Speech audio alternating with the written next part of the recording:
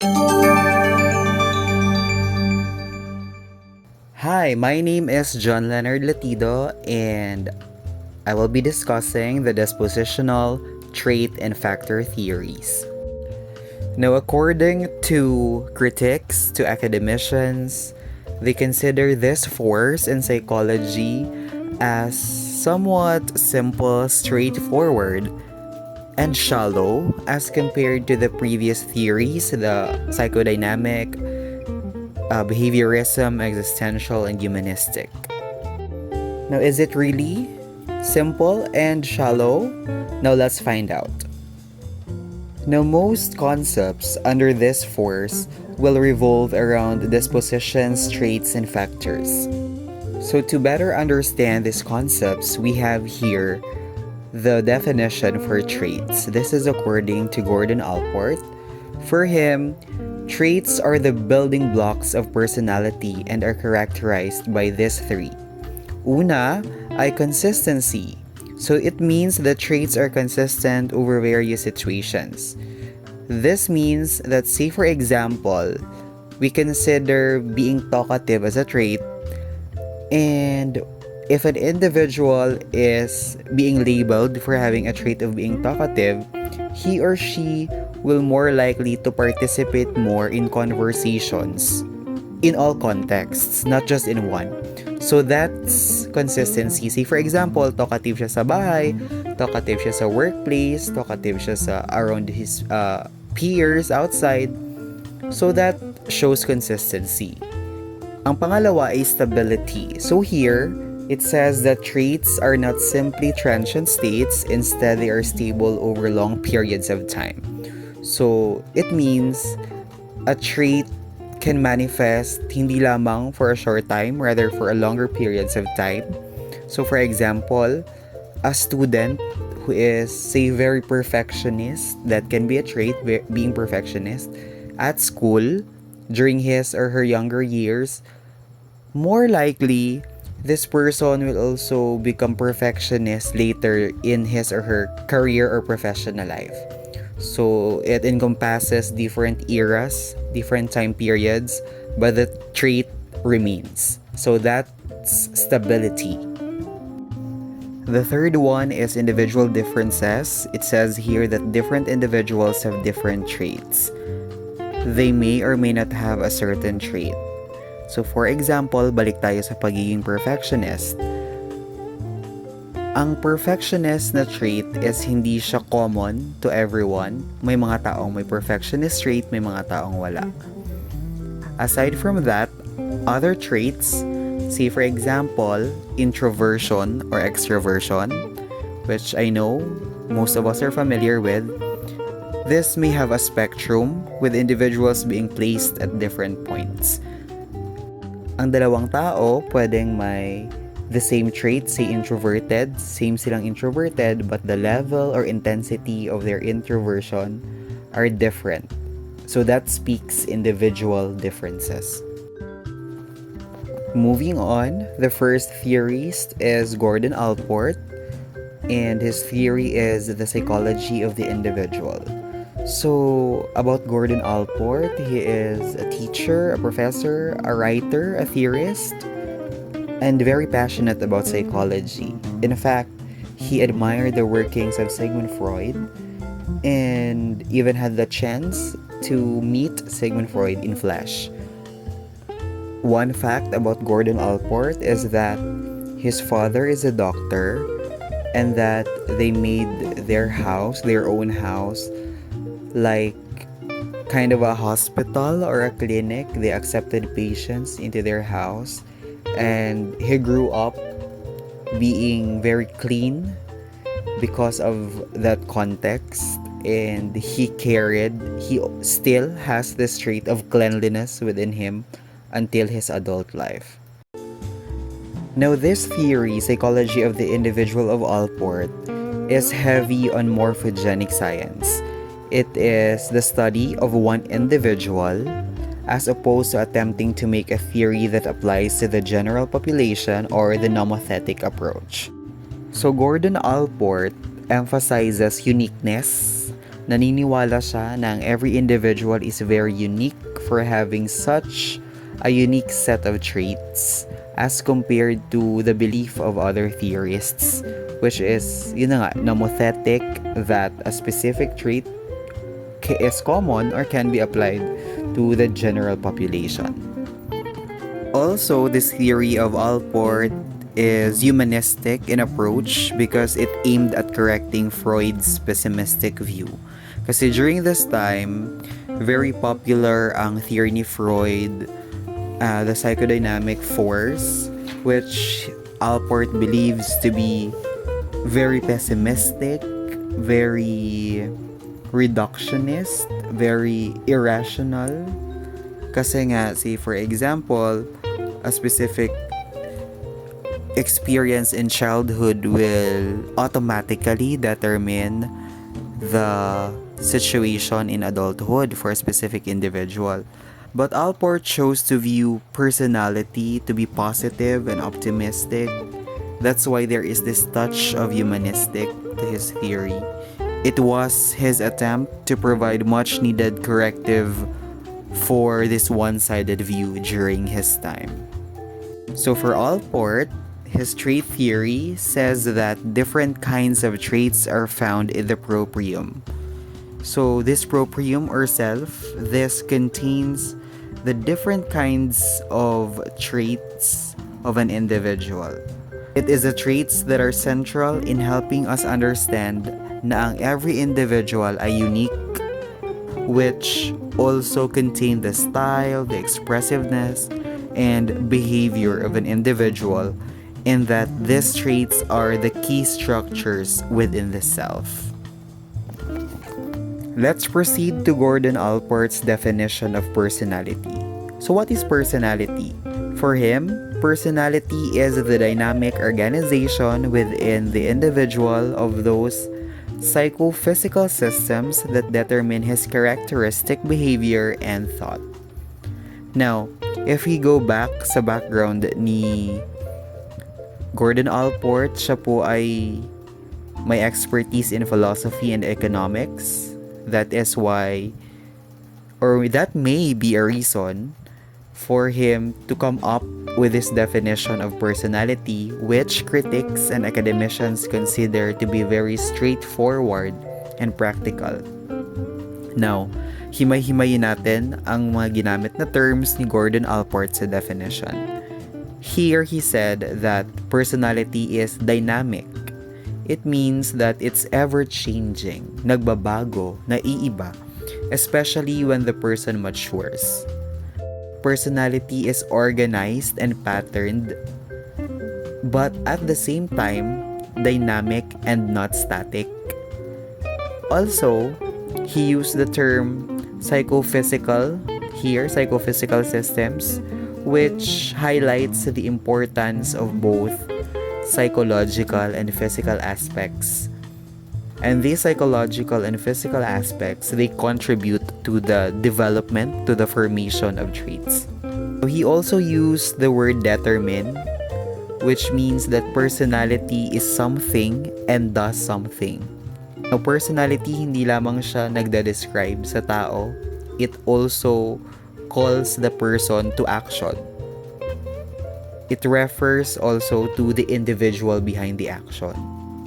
He also used the word characteristic, which refers to individual or uniqueness. So this reiterates his notion in this theory about the uniqueness of an individual.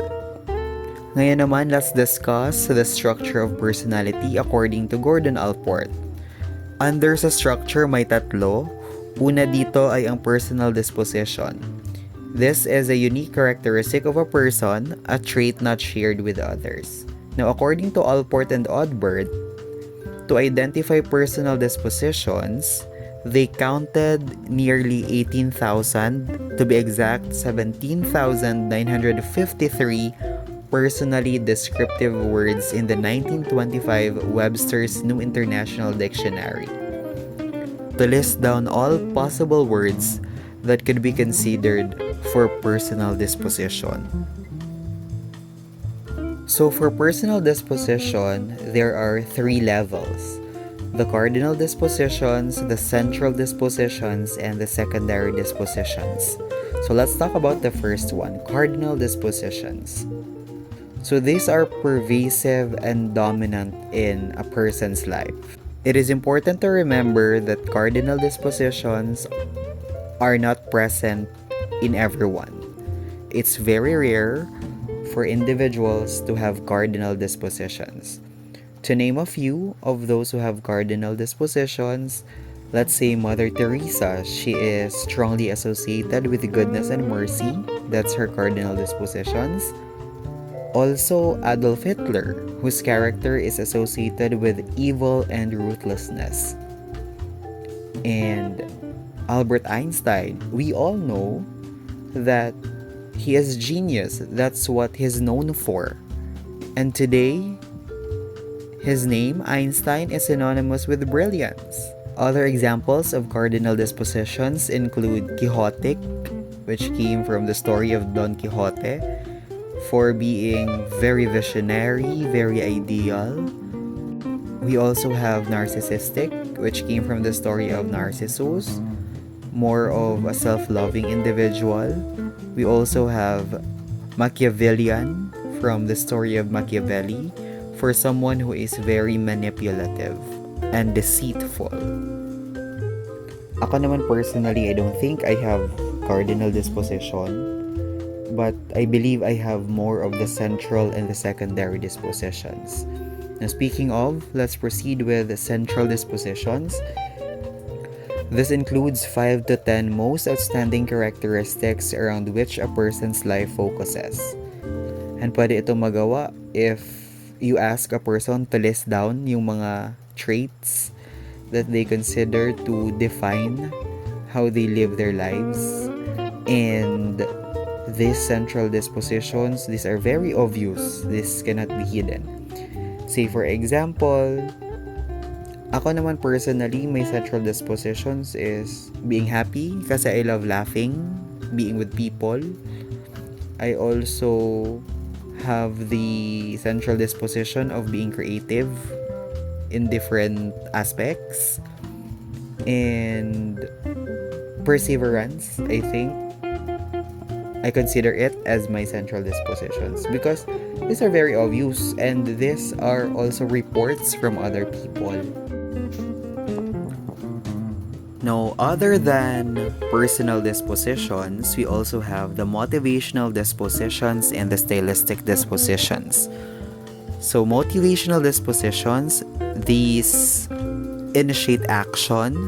These are strongly felt dispositions. They receive their motivation from basic needs and drives. And the stylistic dispositions, on the other hand, these are personal dispositions that are less intensely experienced, even though these dispositions possess some motivational power.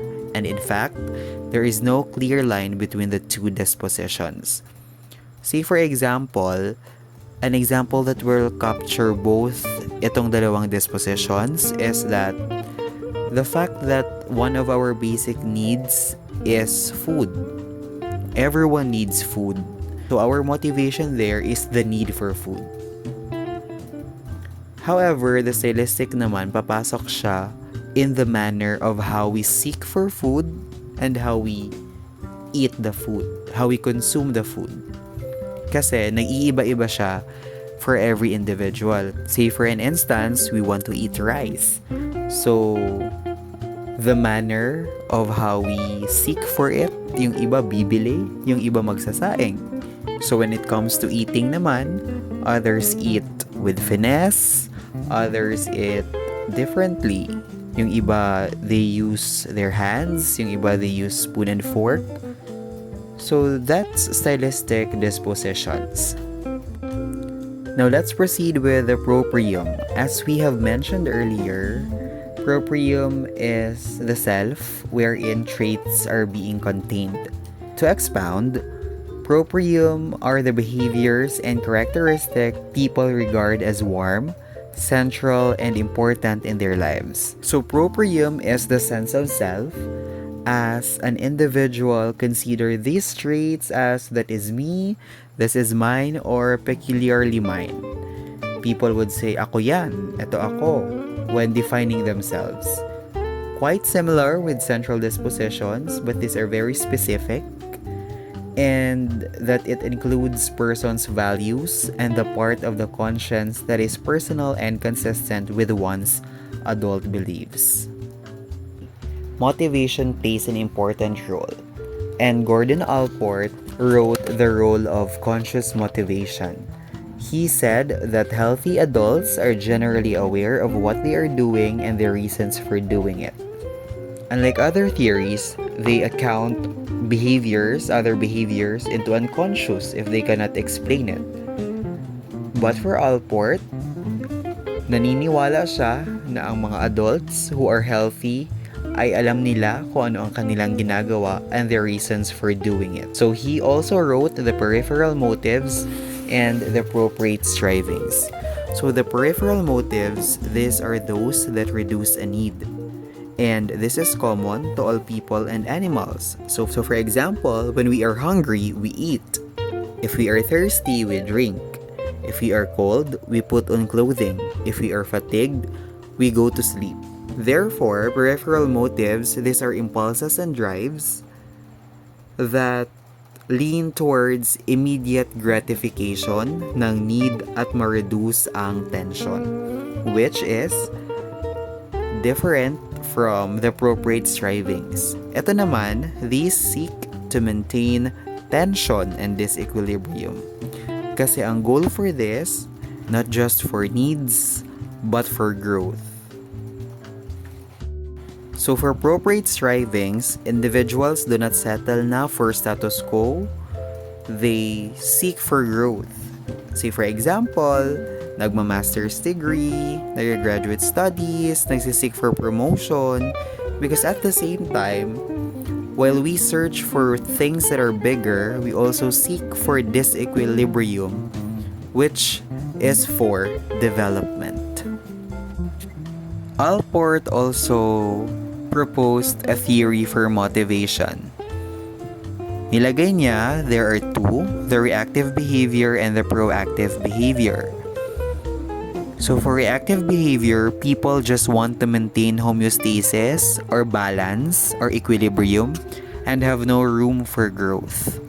While for proactive behavior naman, consciously acting on their environment in a manner that permits growth toward psychological health. For a context, mainit, so ang nagiging reactive na behavior is maliligo or magpapaypay, and by that, na-maintain ang homeostasis. That's very reactive. But for proactive naman, since you act on your environment consciously, what you do as a proactive behavior is maglagay ng aircon or improve the ventilation. Another example is in the face of trauma. So as reactive behavior, pwedeng defense mechanism. Kasi nga, by that, na-maintain yung homeostasis. However, kung proactive naman ang behavior, consciously acting ang individual sa environment, ang gagawin is to confront the trauma and to know more about the self. And it does not only dig deep into the problem, into the context, but at the same time, it permits growth for the individual. The next concept of Gordon Allport is the functional autonomy. This is a very interesting concept. According to him, some but not all human motives are functionally independent from the original motive responsible for the behavior. Sinasabi dito na may mga bagay tayo na ginagawa dati na ginawa natin dahil kailangan. But later on, naging autonomous na at ginagawa na lang siya just because. To be specific, let's say hoarding money. Before,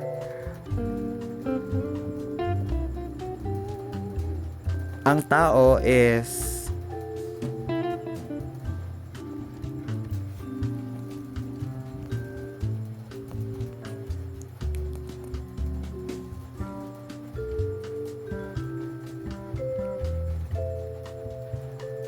Say for example, hoarding money. Example, a fresh grad, he applied for a job to earn money kasi nga gipit, kailangan niya ng money and to feed his family and to buy needs. Ngayon, pag nakabili na ng needs, naabot niya yung threshold, even after financially stable na siya, he still hoards money. When originally, he hoards money kasi gipit, kasi kailangan. Now, he hoards money just because. Now, there are two levels of functional autonomy. We have the perseverative functional autonomy. This is doing things that previously have a physiological effect on us but eventually done just for fun or out of habit. Halimbawa, ang motive ng tao bakit siya uminom kasi hiniwalayan o kaya stressed o malungkot. But after that, even na wala na yung lungkot, umiinom pa din siya. Now, the behavior is done just for fun kasi na-realize niya or he learned during the process na he gets enjoyment when drinking with his friends or other people. Now, the current motivation is functionally independent from the original motive. Now, appropriate functional autonomy naman, this is self-sustaining motives that are related to the proprium. Kung ang perseverative functional autonomy ay out of habit, ang appropriate functional autonomy naman ay more of self-directed. Say for example, a real-life example, ako, I took a job to fund my schooling and at the same time to fund my needs and my wants. But later on, I eventually became passionate about the job, about the people I work with, and the stakeholders that we serve. It is because of the interests, the values, and the attitudes that I acquired in the process while I perform my job. Pwedeng nagbago na or nadagdagan na yung motive ko, but my behavior is still there. I still work. I still report to work every day. So here, Gordon Allport defined a healthy person with the following characteristics. One is the extension of the sense of self. This is similar to Adler's concept of Gemeinschaftsgefühl. It means there is the social interest in that they are concerned not only for themselves but also for other people around them. Second, a healthy person has warm relatedness to others. It means he or she is genuine and friendly, and that they are capable of relating warmly to other people. The third one is self-acceptance. Self-acceptance or the emotional security. So a person is mature and is emotionally secure. So for self-acceptance, mature persons are emotionally secure. What they do is that they avoid overreacting in matters that are beyond their control, and that they have high tolerance for frustration because they have achieved a point of self-acceptance. The next one is realistic perception of their environment. Here, mature persons have consciousness of their environment, and they do not continually distort reality, and their perception of the events that are happening to them is accurate. Their reality is not distorted. The next one is insight and humor. So a person who is mature, they know themselves and they are blessed with self-objectification or the insight, which means they know and they are aware of their abilities and their limitations. At the same time, they have the ability to see the absurdity in life and not be overwhelmed by it. The last one is the unifying philosophy of life, kung saan mature individuals, they have a sense of directedness and a set of life goals. So generally, ang theory ni Gordon Allport ay may emphasis on individuality and uniqueness. That is why more on morphogenic science ang approach sa theory na ito. And when Allport met Hans Eysenck, the famous British factor analyst and a believer of nomothetic science, which means magkaiba sila ng paniniwala, sinabihan niya si Eysenck that one day, Eysenck would write his autobiography, and he did just that. So the next theorist is Raymond Cattell, whose theory is named personality factors. He is the proponent of the 16PF. And just like Gordon Allport, Cattell also used the dictionary to look for adjectives that would describe a person's characteristics. So if Gordon Allport, he collected almost 18,000 words. Raymond Cattell, on the other hand, listed 4,500 words, which was then converted to 171 items. Very similar yung naging approach nilang dalawa. And Raymond Cattell also has his definition of traits. Now for him, traits, it's the collection of patterns of behavior and stable over time. So similarly, with Allport, Cattell also believes in the stability of traits. And since Cattell is highly scientific in his approach, he believed also that traits are observable and measurable, so trait theories are falsifiable. Now, if we compare their approaches, Allport is leaning towards the morphogenic approach, which means focusing on one individual. But this theory of Raymond Cattell is highly generalizable kasi nga naniniwala siya na ang theory niya is applicable to the general population, hindi lamang sa isang individual. Now going back to the list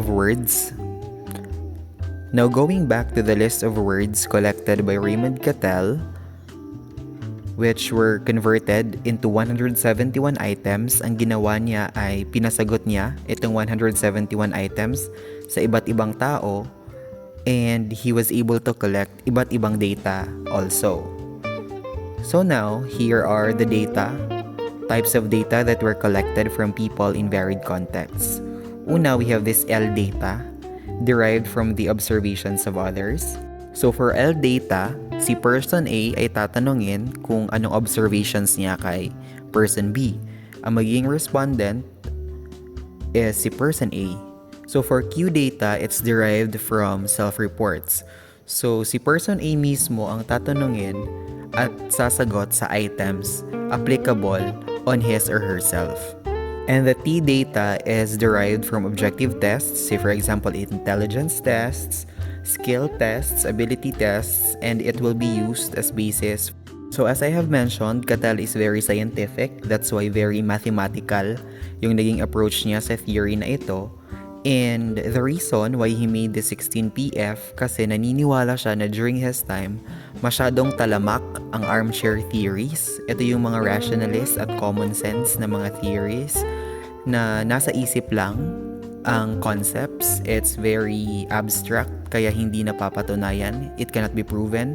So what he did was to contribute to legitimacy of the theories. He developed the 16PF using mathematics, statistics, along with other IQ test developers. Now, after Cattell was able to make a list of the traits and identify these traits, he divided these into common and unique traits. Kasi nga, as I have mentioned earlier, Cattell is leaning more towards nomothetic approach or generalizable theories. So what he did was he divided the traits into common and unique traits. Kaya lang ang naging priority niya ay common traits kasi these are generalizable, unlike unique traits. He also classified traits into three. We have the temperamental traits, the motivational traits, and the ability traits. So ang temperamental traits, it answers how a person behaves, and masasagot lamang ito gamit ang L data or the data as derived from the observations of others. Ang motivational traits naman, it answers why a person behaves, and it can be answered also by the Q data. Kasi nga self-reports, only a person doing the action can justify or provide explanations for the behavior. And the third one, the ability traits naman, it's about how far or how fast one can answer. So, it's related to the T data kasi nga it's more of ability tests, IQ tests, skill tests. And after this, he yielded 35 primary traits, 23 of which are normal people and 12 for pathological dimensions. Kaya lang, he made use more of the 23 traits for normal people kasi nga his approach is nomothetic. He's more on generalizable, and he believed that mas magagamit ang theory for normal people than for pathological dimensions. And out of these 23 traits for normal people, 16 are most frequently studied. Now, we use them as 16 PF. So from thousands of adjectives until it became 171 items, how did Cattell come up with the 16 PF? So the answer is the factor analysis. So factor analysis is a collection of statistical procedure to compute underlying factor that will describe a dataset. So here, he is correlating a dataset to see if there is a pattern. And these 171 items, this was answered by 1,000 people. And this 1,000 data points for 171 items were correlated to each other, and correlations formed clusters. Say for example, of the 1,000 data points for 171 items, yung item 1 to 5, they are correlated kasi nga they are clustered. Ibig sabihin, they define a common trait. So they are under one umbrella. Example, 1 to 5, siguro they are about extroversion. So they are clustered and considered as a common trait, which is extroversion. Also, Raymond Cattell said that traits can be unipolar or bipolar. Ibig sabihin po ng unipolar is either you have the trait or you don't. Say for example, psychoticism, you may either be high in psychoticism, which means you have the traits of psychoticism, or you don't, if you scored low for psychoticism. On the other hand, for bipolar traits naman, ito yung may counterparts. For example, introversion, its counterpart is extroversion. So here is the 16 PF of Raymond Cattell used in his personality test. So number 1 is abstractedness. It's imaginative versus practical. Number 2 is apprehension. It's worried versus confident. Number 3 is dominance. Forceful versus submissive. Number 4, emotional stability, calm versus high-strung. Number 5, liveliness, spontaneous versus restrained.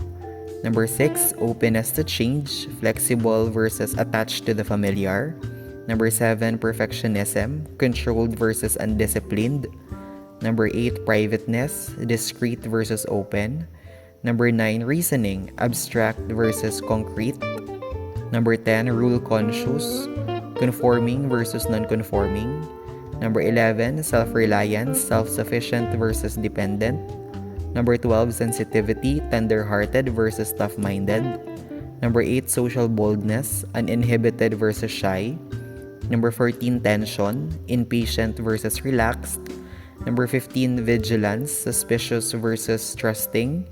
And number 16, warmth, which is outgoing versus reserved. So later on, we will be comparing the personality factors developed by Raymond Cattell to the other personality factors developed by other theorists.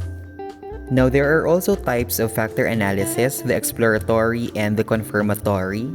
In the case of Raymond Cattell, he used the exploratory factor analysis.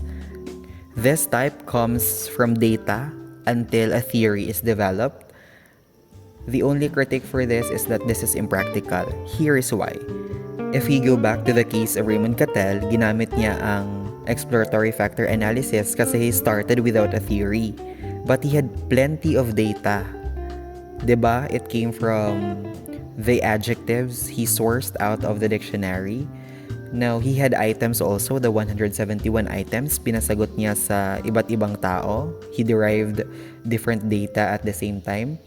What he did was, he looked at the pattern of the responses and until he was able to make a theory out of it. Naging impractical lang siya kasi for you to come up with a theory, you have first to have the data. Hindi lang basta-basta data but plenty of data. That's why impractical siya. And this approach is called the inductive method. Kasi nga, you start from data until you develop a theory. The second type is the confirmatory factor analysis. It's the opposite kasi confirmatory factor analysis is from a theory until data is derived. Now, this type was used by Hans Eysenck, and a cardinal rule for this is that you must have a good theoretical framework to practice this type of factor analysis. And the critique for this is that it's more practical than exploratory factor analysis. So what happened here is that Eysenck, gumawa muna siya ng theory. Example, ang PEN na theory ni Eysenck, it has 3 factors.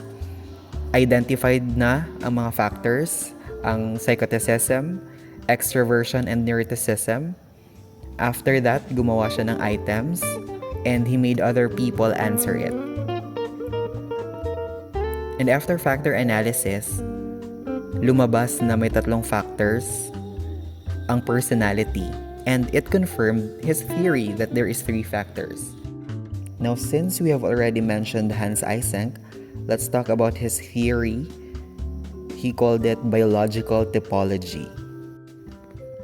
So Eysenck's theory has a strong psychometric and biological components. Yung leaning niya is scientific at the same time biological. And Eysenck also set criteria for factors to be considered legitimate traits. Kasi nga, many theorists came before him and identified many factors, but he said that there are only legitimate traits out of those factors. And his criteria for that are as follows. First is strong psychometric properties. It means that the factors should be identified through factor analysis and should be statistically significant. Second is heritability. Ibig sabihin, ang factors ay napapasa from generation to generation as it suggests biological dimension of these factors.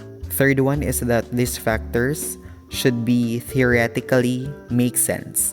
Ibig sabihin, ang criteria for this ay dapat nafa-falsify, may internal consistency and parsimony and other criteria for a theory. And lastly, this factor should possess social relevance.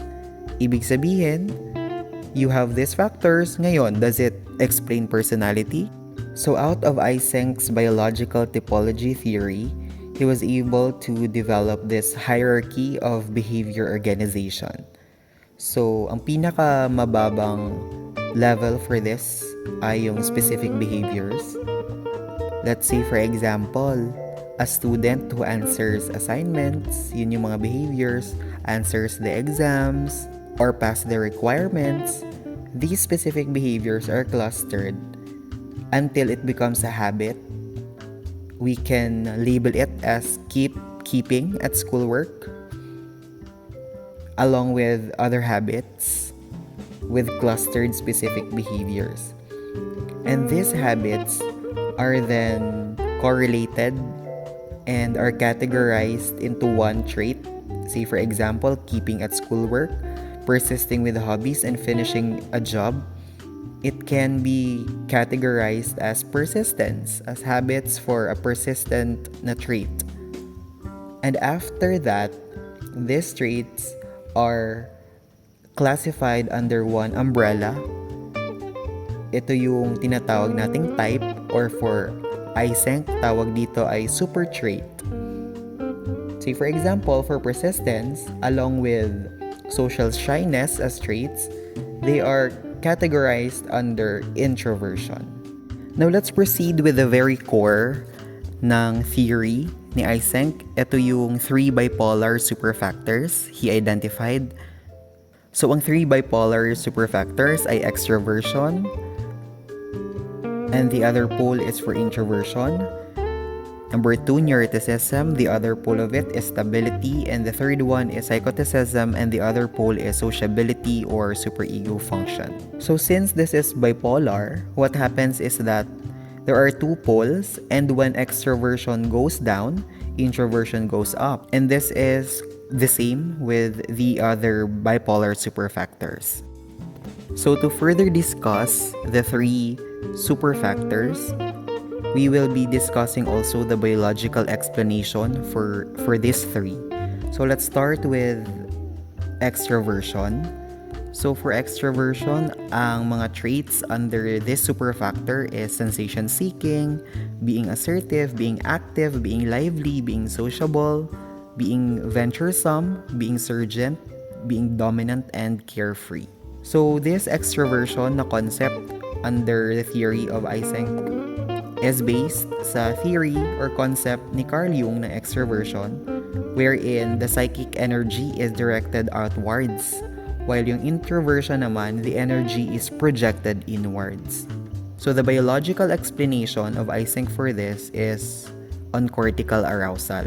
Kasi naniniwala si Eysenck na extroversion is linked to the levels of brain activity, and that extroverted people, sila ay may mababang cortical arousal, which is why they seek experience, while introverted people have high cortical arousal, which is why they tend to be alone. Dito sinasabi, biologically, kasi nga mababa ang cortical arousal ng extroverted people, what they do is to seek for arousal from external stimuli. That's why they become active, they become lively. While people who are introverted, mataas ang cortical arousal. Since introverted people, they have high cortical arousal, they already reached the ceiling for this. So they avoid situations and stimuli na makakapagpataas pa ng kanilang arousal. That's why they tend to be alone. Now the next superfactor naman is neuroticism. Dito naman, ang tinitest is yung stability or instability ng emotions. So the traits under this superfactor are tense, low self-esteem, guilt feelings, depressed, anxious, emotional, moody, shy, and irrational. Now the biological explanation for this is that the diathesis stress model. Dito, it says that a vulnerability factor that increases the likelihood of developing illness when combined with stressful life events. Naniniwala sila na everyone has specific vulnerability to developing mental illnesses. It's just that a matter of predisposition. If you are predisposed to developing and you are exposed to a stressful life event or environment, more likely you are to develop mental illness. Now, Eysenck believed that neuroticism is linked also to the activity of the limbic system in the brain, which is responsible for our emotional responses. So people na may mataas ni neuroticism, they are easily anxious, moody, overly sensitive to stress, and they are prone to negative emotions. While people, the opposite naman, who are high naman in stability and low in neuroticism, they are usually calm, relaxed, and able to manage stress effectively. Neuroticism is also characterized by perfectionism kasi nga there is a tendency to feel dissatisfied, angry, or frustrated kapag mataas ang neuroticism, especially with others when their desires are not fulfilled or when their expectations are not met. Now the third superfactor is psychoticism. Now, the third factor is psychoticism, which includes the following traits: being impulsive, impersonal, egocentric, cold, aggressive, tough-minded, creative, unemphatic, and antisocial. So according to Eysenck, the biological explanation for this is also diathesis stress model. Kasi nga, people who score high in psychoticism, they are more vulnerable to stress than people who score low on psychoticism. And here are the characteristics of people with high psychoticism. They are more likely to engage in irresponsible or miscalculated behavior. They may also contravene accepted social norms and be motivated by a need for immediate gratification, regardless of its consequences. And also, psychoticism has more positive associations. However, psychoticism has more positive associations. It was found out that individuals with high psychoticism, they tend to possess more advanced creative abilities. Other biological factor that influences psychoticism, according to Eysenck, was the correlation of the levels of hormones such as testosterone. Kasi people daw na with high psychoticism, they also have high levels of testosterone. Kasi nga this hormone is linked to aggression, competitiveness, and dominance, which aligns with some behaviors in highly psychotic individuals. So with this notion, later on, Hans Eysenck with his wife Sybil Eysenck, they made the EPQ or the Eysenck Personality Questionnaire. Now, to give us a picture of this biological typology theory of personality, here is an illustration according to Hans Eysenck. So, ang personality, it has 5 major components. Nagsisimula po ito from distal antecedents. Ibig sabihin, ang PEN or ang psychoticism, extroversion, and neuroticism, ito po ay influence ng distal antecedents or nakukuha natin ang ating ugali, this PEN from our parents or antecedents, kasi nga napapasa siya genetically. Now, itong DNA or our genetic determinants, this will proceed to limbic system arousal, the proximal antecedents ngayon, or the biological intermediaries. It is how our physiological state processes the structure of the DNA we have until we develop our PEN. We identify the degrees of our psychoticism, extroversion, and neuroticism, or the psychometric trait constellations. These will proceed to the proximal consequences as these traits will interact with the environment. Dito napapasok ang conditioning, sensitivity, vigilance, perception, memory, and reminiscence. So by this time, we will be able to develop different levels for the PEN. And after na-develop at na-identify na ang intensity at levels ng PEN, this will proceed to distal consequences, how it will affect our sociability, our criminality, creativity, psychopathology, sexual behaviors, or all in all, the social behaviors.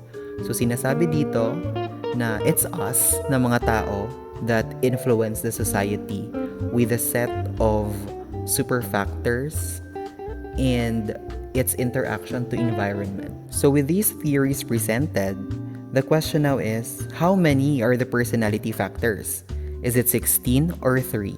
And to answer that, we have Robert McRae and Paul Costa, who developed the 5-factor model. Now first, let us compare these big 5 factors of McRae and Costa to PEN model of Eysenck. So, start with similarities. Both models, ang Big 5 po at PEN, they have extroversion and neuroticism, and they are virtually the same. Ang pinagkaiba lang is that McRae and Costa split psychoticism into 3. He added openness to experience, agreeableness, and conscientiousness. Another difference between Big 5 factors and PEN is that while PEN is bipolar, say for example, ang extroversion, ang other pole niya is introversion, ang 5-factor model naman is unipolar. Ibig sabihin, wala siyang opposite pole, but it is determined either by high or low scoring. Are you high in extroversion or are you low in extroversion? And so on. Now, dito naman sa differences, let's start with openness to experience. This is how open a person is to new ideas or experiences.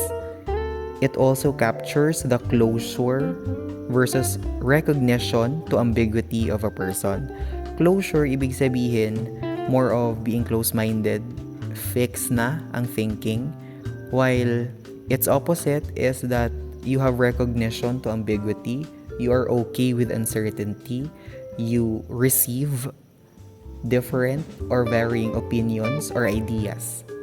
Now, example, ang closure suggests that for a context, people are either just good or bad. It's a categorical, a direct answer, either good or bad. While for person na mataas ang openness to experience, they recognize the ambiguity and they acknowledge na may gray area between being good and being bad. We cannot define a person either of the two. The next one is agreeableness. So this answers how much a person puts others' interests and needs ahead of their own. So this factor, agreeableness, it distinguishes soft-hearted people from ruthless ones. Those who score high in agreeableness, they are trusting, they are generous, yielding, sumusunod, while the low scorers are very suspicious, very unfriendly, irritable, critical of other people.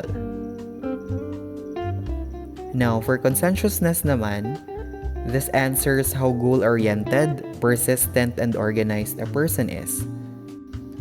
So a person who is conscientious, they are very ordered, ambitious, they are achievement-focused, and they have self-discipline.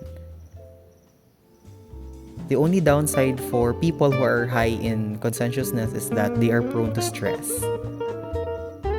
Kasi nga, once the order is disrupted, they are easily stressed. Especially if they also score high in neuroticism. So that's it. There is this interaction between and among the 5 factors. Now for me, if this is a self-report, I think I am high in extroversion. For neuroticism naman, I think I'm low with this factor, neuroticism. Sa openness to experience, I have very high. I believe I'm very open to new ideas and experiences. For agreeableness, medyo low ako sa agreeableness because I always doubt, I always question, I'm always suspicious. While for conscientiousness, I think I'm high since I always prefer order and I'm goal-oriented. So the 5-factor model is abbreviated as OCEAN. For openness, it's either a person or an individual prefers routine or practical versus imaginative and spontaneous. For conscientiousness, either impulsive, disorganized versus disciplined and careful. For extroversion naman, either reserved, thoughtful, ito yung mga low scorers, while the high scorers are sociable and fun-loving. For agreeableness, ang low scorers ay suspicious or uncooperative, while high scorers are trusting and helpful. And for neuroticism, low scorers are calm, confident, while high scorers are anxious and pessimistic.